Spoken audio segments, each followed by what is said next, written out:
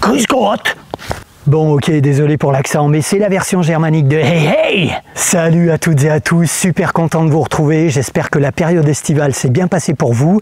Je suis très heureux de vous retrouver pour une nouvelle vidéo qui ne sera pas une vidéo d'aménagement cette fois-ci. En effet, je reviens d'un trip de plus de 3500 km en Bavière et en Autriche, et j'ai envie de partager cette expérience avec vous.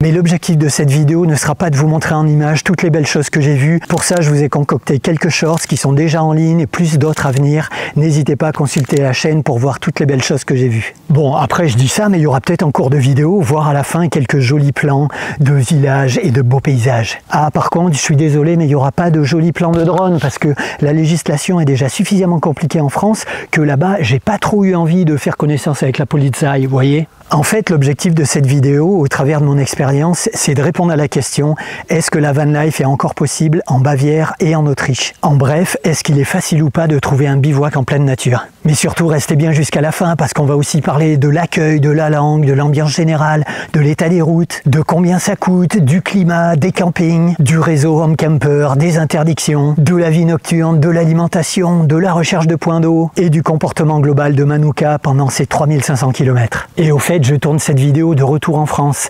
S'il y en a parmi vous qui savent où, n'hésitez pas à le mettre en commentaire. Il y aura peut-être des petits indices durant la vidéo. Allez hop, vamos a viajar!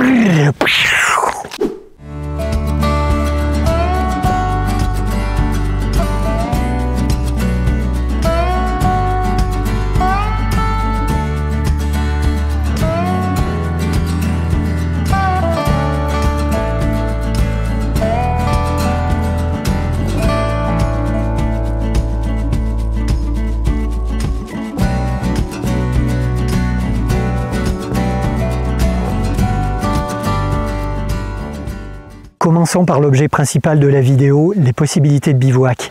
Parce qu'en Bavière, il y a quand même beaucoup de choses interdites. Que ce soit en ville ou à la campagne, il y a vraiment des panneaux d'interdiction partout.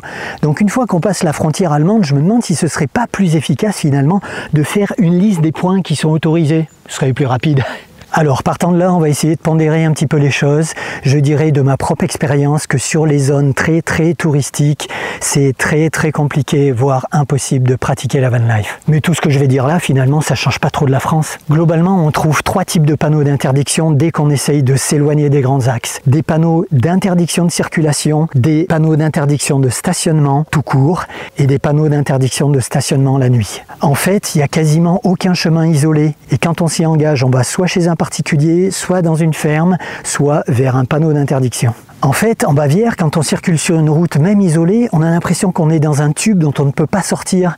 Il y a des glissières, parfois il n'y a pas de bas-côté, il n'y a pas de zone de retournement ou de zone de stationnement. On se sent guidé et franchement pas très libre d'aller où on veut. On a vu même quelques exemples sur des applications que certaines personnes qui avaient pris un chemin interdit ont subi des petits soucis de délation par des voisins.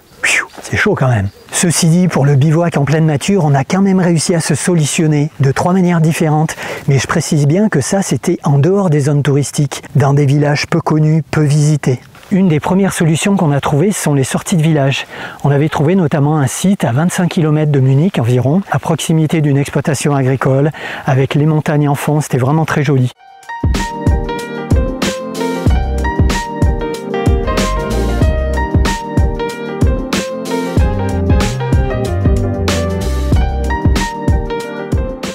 Du coup, on a utilisé ce spot la veille de la visite de Munich et aussi le lendemain. La deuxième chose qui nous a bien solutionné, ce sont les parkings de randonnée qui se trouvent également à l'extérieur des villages, notamment à proximité de l'autoroute des Alpes. Quand on arrive vers 18h-19h, il y a encore quelques véhicules de randonneurs ou de VTTistes qui partent avant la nuit. Et là, c'est bonheur parce que du coup, pas de panneau d'interdiction. Généralement, on a toujours été tout seul, sauf une fois où à 22h30, bizarrement, il y a un van de location des Allemands qui sont venus stationner.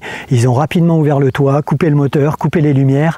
Donc je pense qu'ils étaient très bien renseignés. Ils doivent avoir leurs applis eux aussi. Ou alors ils avaient fait du repérage dans l'après-midi. Mais en tous les cas, pas de bruit, très respectueux et pas d'ordures. Et enfin, troisième option qui nous a vraiment sauvé la mise plusieurs fois, ce sont les chemins forestiers, notamment en Autriche. Alors attention, hein, les chemins forestiers chez eux, c'est pas comme chez nous, hein, c'est pas des grosses ornières, des trucs étroits avec des branches basses de partout.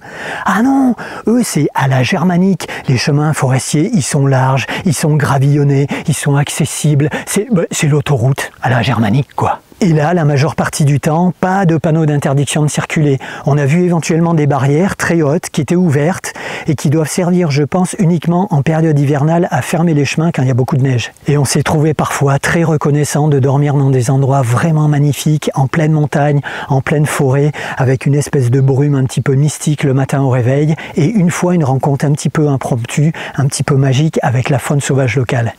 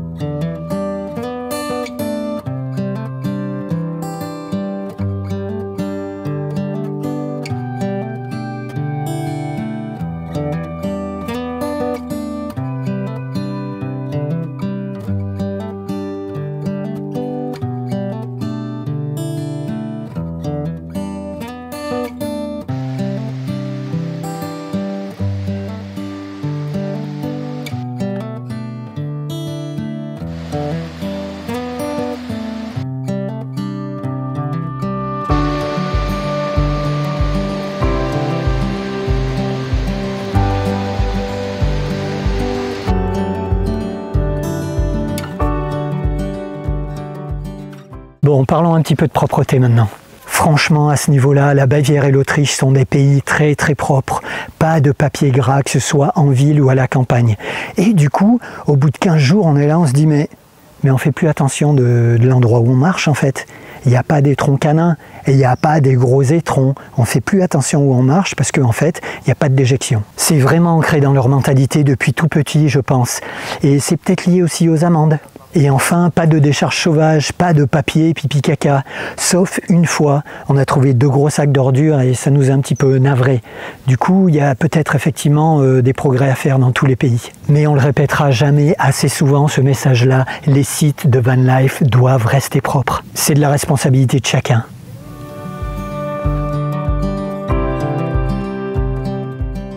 On va parler maintenant de l'approvisionnement en eau qui a été vraiment très crucial pour nous. C'était vraiment très très important parce qu'on a une petite réserve, on a seulement 30 litres d'eau. Et finalement, il y a assez peu de sources d'eau buvable gratis, sauf certaines fontaines finalement dans les villes, notamment à Munich et à Ulm où l'eau est très très bonne à boire. Il y a également la possibilité, comme en France, de s'approvisionner en eau potable dans les cimetières. Mais là, attention, les cimetières ils sont généralement en plein cœur de village. Il y a plein de possibilités d'être vus des maisons. Donc là aussi, attention à la délation. Et les cimetières, là-bas, c'est à la germanique, on peut manger par terre quasiment, et il y a plein de jolis arrosoirs qui sont à disposition. Et il y a aussi, bien évidemment, les fontaines de village. Et là, j'ai une anecdote vraiment croustillante à vous raconter. Sur le trajet, je trouve une magnifique fontaine de village et je décide de faire mon plein. On était juste à côté du parking des pompiers qui nous ont vu stationner là, qui nous ont rien dit visiblement. On a mis une chaise en travers de la fontaine pour ne pas avoir à la porter pendant que le bidon se remplit. Et puis on a posé le bidon et il a commencé à se remplir. Sauf qu'au bout d'un tiers du bidon, en fait, ça se remplissait plus. Et puis je regarde mon bidon, il était ouvert, il était plein de vases. En fait, j'étais en train d'aspirer la vase qui était au fond de la fontaine. C'était un système en circuit fermé. Donc j'ai eu l'air un petit peu zozo. Et puis il y avait les gens au carrefour qui nous regardaient d'un œil bizarre et on a compris pourquoi. Donc j'ai revidé l'eau dans la fontaine, je lui ai rendu son eau parce que c'était un système en cycle fermé. C'était pas une fontaine qui arrivait de la montagne, voyez. Bon, heureusement, juste en contrebas, il y avait un joli petit ruisseau. Je me suis mis pieds nus dans le ruisseau et j'ai pu remplir la totalité de mon bidon avec de l'eau bien pure et bien fraîche.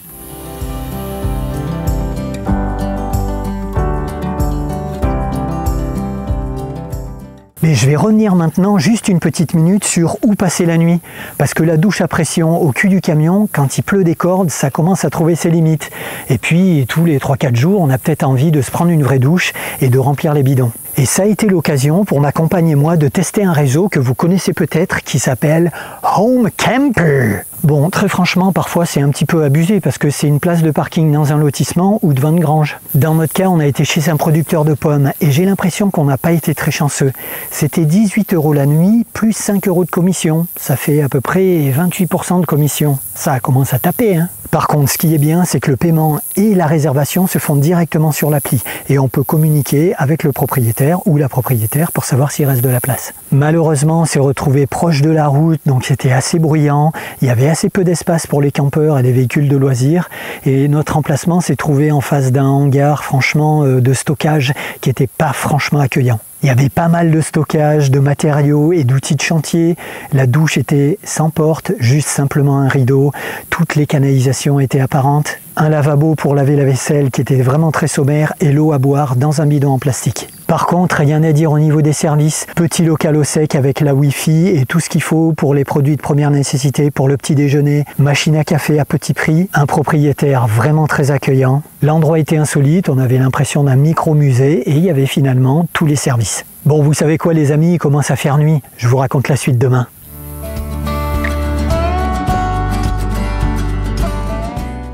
Et toujours dans l'esprit de pouvoir bénéficier tous les 3-4 jours de tous les services et accessoirement d'une bonne douche chaude, j'aimerais vous parler tout de même de notre expérience des campings. Alors je ne sais pas vraiment pourquoi, mais en Bavière, j'ai l'impression que tous les campings se trouvent vraiment à proximité d'une route et des routes qui sont très très sonores. Je ne sais pas si c'est dû au revêtement ou tout simplement parce qu'on est au milieu des montagnes et le son rebondit beaucoup. Du coup, c'est pas vraiment propice à des nuits calmes. Et c'est là qu'on se rend compte que la France, avec les États-Unis, est vraiment le pays des campings. Parce qu'en Bavière, finalement, des campings, il n'y en a pas tant de ça, étant donné le nombre de véhicules de loisirs qui se trouvent sur les routes. Les véhicules de loisirs en Allemagne, c'est un truc de malade. Les caravanes, les camping-cars, les fourgons, les vannes, il y a vraiment toutes sortes de véhicules. On a l'impression qu'un véhicule sur 4, c'est un véhicule de loisirs. Et c'est là vraiment qu'on touche du doigt que le transporteur Volkswagen Westfalia, le mythique, était vraiment à l'origine de la légende de la van life. Il y a une véritable histoire d'amour entre les Allemands, la van life, les véhicules de loisirs, le camping. Partant de là, les campings sont littéralement pris d'assaut. Et je peux vous dire que, comme dans certaines régions en France, le mètre carré est parfaitement optimisé. Il y a vraiment une très forte concentration de véhicules et de campeurs. Les réservations en ligne ne sont pas complètement fluides et les tarifs ne sont pas très doux. En gros, il faut compter entre 35 et 45 € la nuit pour 2 personnes avec le véhicule. Question propreté, par contre, il n'y a vraiment absolument rien à redire au niveau des douches et des WC et on trouve absolument tous les services. Notre plus belle expérience, ça a été sur une petite presqu'île sur le rivage du Forgensee.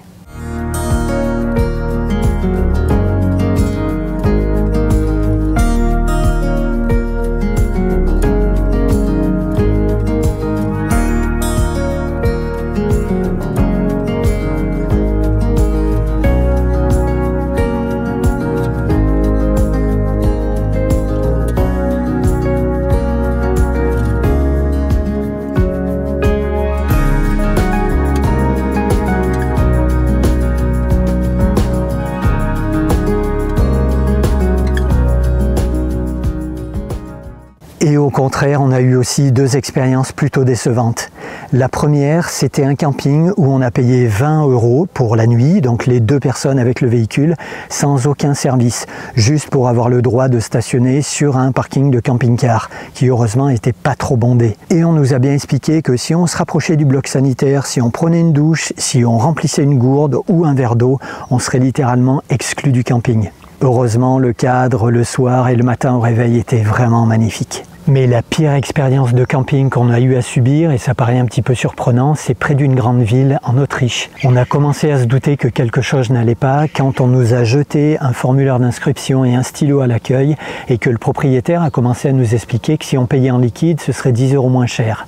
Ça a commencé à sentir mauvais. Après cet accueil qui n'était pas des plus chaleureux, le responsable nous a envoyés vers la zone des campeurs, qui en fait était un espèce de terrain vague en pente, mais vraiment en pente, et j'ai eu vraiment pitié des itinérants en vélo. C'est impossible de dormir sur des terrains en pente comme ça.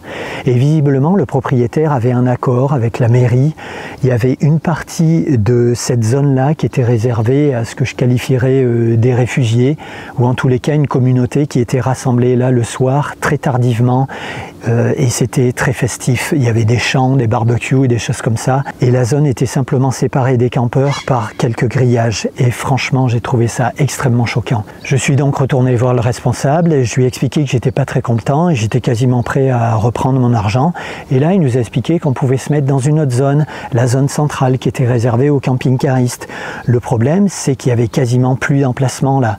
Miraculeusement on a trouvé un emplacement, et étant donné que ce monsieur là ne fait aucune gestion d'emplacement, moi j'ai jamais vu ça, et bien en fait on a vu des véhicules tourner pendant 2 heures, de 18h à 20h, parce qu'ils venaient chercher une place là et qu'il n'y en avait plus. Donc pas de gestion d'emplacement, ça veut dire pas de logiciel, pas de frais, enfin bref, c'était un camping vraiment géré au rabais. Et ce qui est le plus choquant, c'est que sur cette zone qui était réservée aux campeurs, il y avait des détritus, des objets abandonnés, des hébergements hétéroclites, il y avait des vitres cassées. Bref, c'était assez révoltant. Et je vous précise bien que les images que vous voyez ont été tournées à l'intérieur de l'enceinte du camping.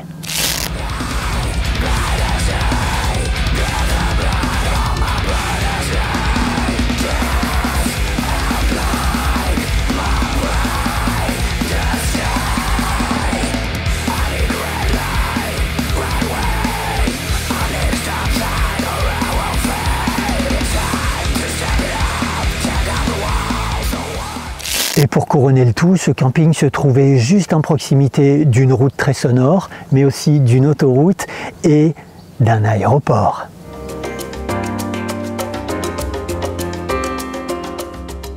On va parler maintenant de combien ça coûte les vacances, la van life en Bavière. Et bien en fait, on a eu un peu l'impression que vraiment beaucoup de choses sont payantes.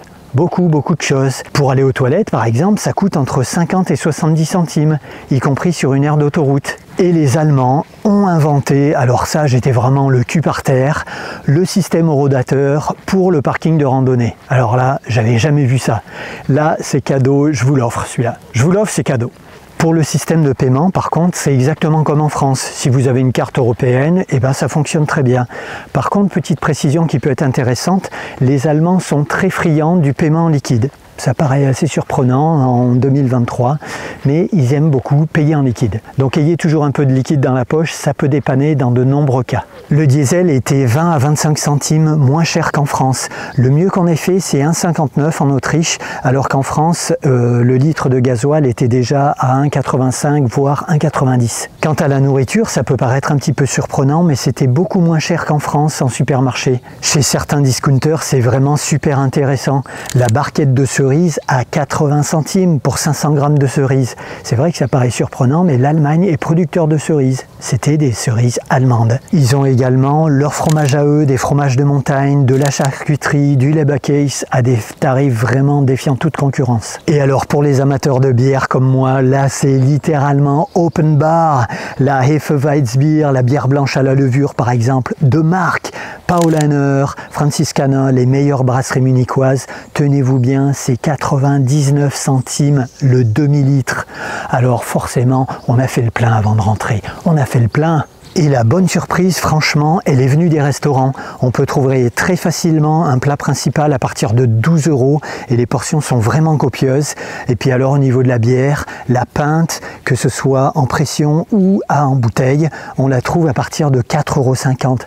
4,50 € le demi-litre de bière, un truc de malade. La mauvaise surprise par contre, c'était l'expresso. 2,60 € l'expresso, des toutes petites tasses à café, comme en Italie. Alors le café est très bon, mais on se disait que tant qu'à payer cher, du coup on prenait plutôt des cappuccinos à 3,50 €. Petite précision pratique tout de même, en Allemagne, on s'assoit où on veut en terrasse. Parce que nous au début, on était là, on attendait sagement à l'entrée du restaurant qu'on nous place, et le serveur ou la serveuse venait nous dire en gros, qu'est-ce que vous faites là, quoi? Asseyez-vous où vous voulez. Donc en Allemagne, on s'assoit directement. Pas la peine de dire qu'on est 3 ou 5 ou 8 et qu'on aimerait, si possible, une petite place là dans le coin en terrasse. Non, pas comme ça là-bas. Bon, l'accueil allemand dans les structures, on peut dire que c'est relativement distant, on va dire, froid même parfois. Donc c'est pas le serveur ou la serveuse ou la personne qui vous répond qui va venir vous taper dans le dos. Non, ça il n'y a pas. Par contre, ils sont vraiment très professionnels.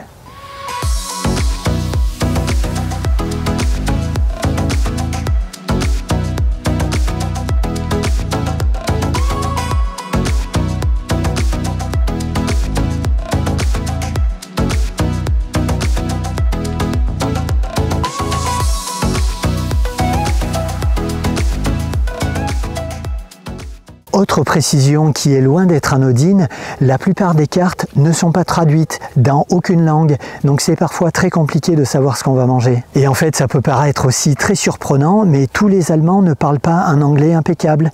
Non, loin de là. Il y en a beaucoup qui ne parlent pas anglais, qui ne parlent pas italien, qui ne parlent pas français. En fait, ils ne parlent que allemand. Alors spécialement pour vous, j'ai pris en photo cette ardoise de restaurant. Franchement, c'est magnifique. Je vais essayer de vous la faire. Hähnchen geschnitteltes mit Rampfinkpfifferlinge. Allez, on y retourne. Hähnchen geschnitteltes mit Rampfiferlinge und Spätzle und ab 7 Uhr Schweineachse. Bon, autrement dit, avant que tu comprennes que tu peux manger de l'émincé de poulet avec des chanterelles et des pâtes aux œufs frais, et qu'à partir de 17 h, il y a aussi du jambon rôti, eh ben, en fait, les cuisines auront fermé. Parce que les cuisines, elles ferment tôt là-bas, 21 h 30. Il ne faut pas se pointer là-bas à l'heure espagnole pour dîner à 21 h 30 ou 22 h. C'est mort.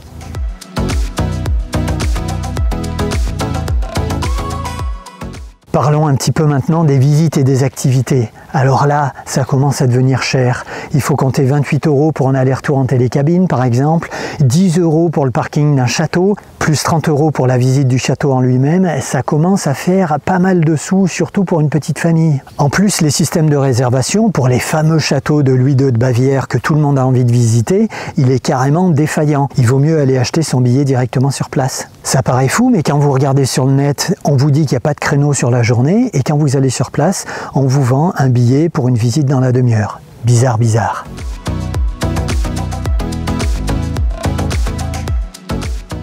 Le climat. Vous voulez vraiment que je vous parle du climat?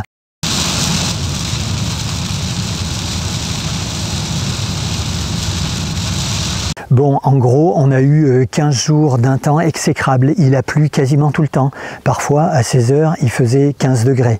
Donc, on a fait contre mauvaise fortune bon cœur. Et je pense que c'était vraiment exceptionnel. Une année exceptionnelle. Parce qu'en France, il a fait très mauvais aussi. C'est des choses qui arrivent, on prend le temps comme il est. Du coup, on a bénéficié de la fraîcheur. Mais par contre, on n'a jamais eu froid. Et la couette d'été, dans Manuka, pour dormir la nuit, a été largement suffisante.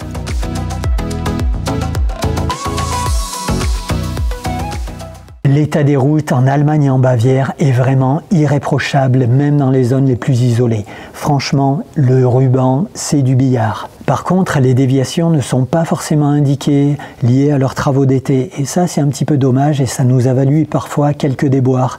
Même le GPS était un petit peu perdu, il faut bien le dire. Et les célèbres autoroutes allemandes qui effectivement sont gratuites, c'est pas une légende, sauf en Autriche où il faut une vignette. Et alors les fameux tronçons libres sur lesquels on peut rouler à la vitesse qu'on veut, eh ben figurez-vous qu'en Bavière, il y en a assez peu. Et il y a des limitations de vitesse à 60, parfois sur l'autoroute, incompréhensible, 80, 100, 120 km/h, et les changements sont très brutaux. Je ne sais pas pourquoi. Donc il faut être assez attentif parce que les Allemands, s'il y a un panneau à 80 km/h, ils vont tout faire pour piler et être à 80 km/h au moment où ils passent le panneau. Par contre, des tronçons ouverts, il y en a pas mal dans le Bade-Württemberg, entre Munich et Karlsruhe par exemple. Et là, j'avoue que Manuka s'est un petit peu lâché. Donc on était vraiment chargé, l'aménagement est quasiment terminé. On avait les vêtements, les caissons, le gaz, l'eau, tout, on était chargé. Et on a quand même fait des petites pointes à 170 km/h. Donc je le répète, mais Peugeot Expert, vraiment un super moteur, et Manuka s'est très très bien comporté.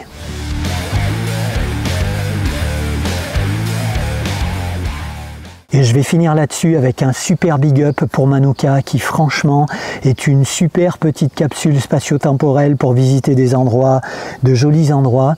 En termes de consommation, l'ordinateur de bord affiche une consommation moyenne de 6,7 km/h, ce qui est tout à fait raisonnable. J'ai pu tester tous les aménagements, les rangements, les toilettes sèches. Franchement, si vous hésitez, allez-y, les toilettes sèches, c'est vraiment super bien. Il n'y a pas d'odeur, je vous le dis, il n'y a pas d'odeur.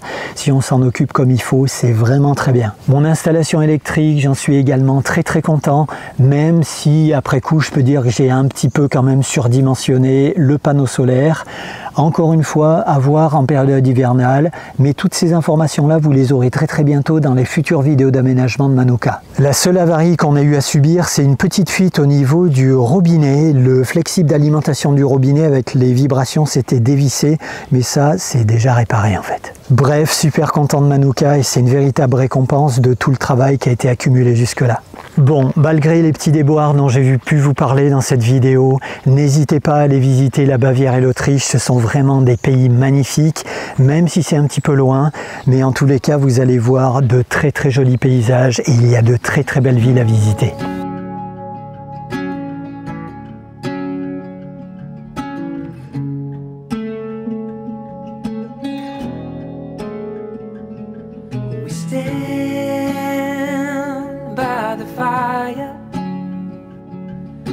Tiny hand in mine, you're 5 feet off the ground, you rest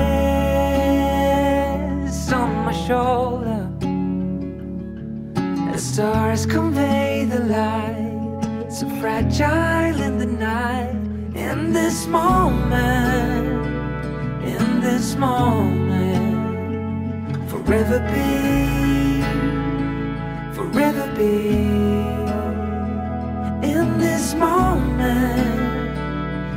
this moment, forever be, forever be.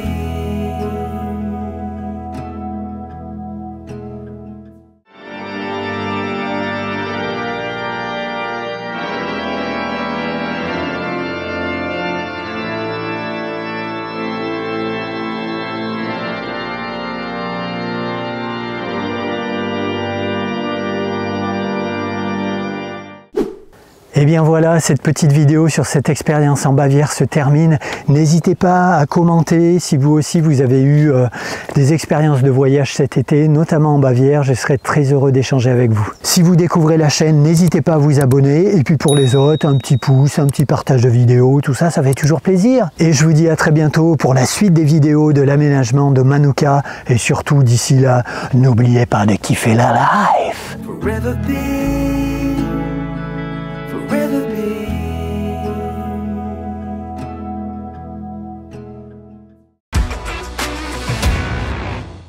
Pour être plus clair, est-ce que c'est facile ou pas de trouver,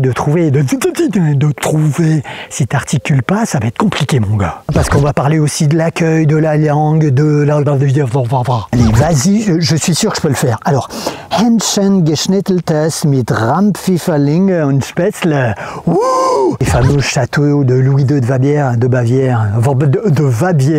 les châteaux de Bavière. Au fait, ça pourrait être un indice par exemple.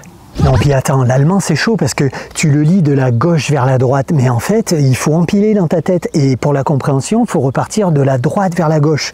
Par exemple, Hähnchen geschnitteltes. Hähnchen c'est le poulet et geschnitteltes c'est l'émincé. Poulet émincé. Donc tu repars en arrière, tu vois, tu rebrousses chemin. C'est chaud. Puis on dit pas Hähnchen, on dit Hähnchen. Hähnchen, il y a le che et le sie. C'est compliqué l'allemand. C'est chaud patate, c'est chaud Kartoffeln.